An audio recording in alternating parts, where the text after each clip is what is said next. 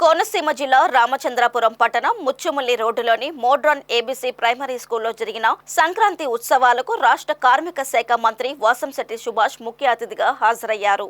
ఈ సందర్భంగా మంత్రి సుభాష్ మాట్లాడుతూ చిన్నారులతో పాటు వారి తల్లిదండ్రులకు కూడా క్రీడా పోటీలు నిర్వహించడం అభినందనీయమన్నారు. వినూత్న కార్యక్రమాల ద్వారా పట్టణంలో మోడరన్ స్కూల్ సంక్రాంతి శోభను ముందే తీసుకువచ్చిందన్నారు. వివిధ పోటీల్లో గెలిచిన చిన్నారులకు మంత్రి బహుమతులు అందజేశారు. కాన్స్టిట్యున్సీకి వచ్చిన 3వ రోజునే నన్ను అల్లుడిగా స్వీకరించారు. మరి ఈరోజు అల్లుడిగా ఆహ్వానించారు కాబట్టి ఏదో ఇచ్చి తీసుకుని పట్టి అలాగే 4 రోజుల ముందునే ఈ సంక్రాంతి హడావుడంతా తీసుకుని వచ్చారు. ఇక్కడ సాంప్రదాయ దుస్తులతో పిల్లలందరూ కనపడుతూ ఉన్నారు. పిల్లలకి మానసిక ఉల్లాసం తెప్పించడానికి ఇలాంటి కార్యక్రమాలు పెడతా ఉంటారు.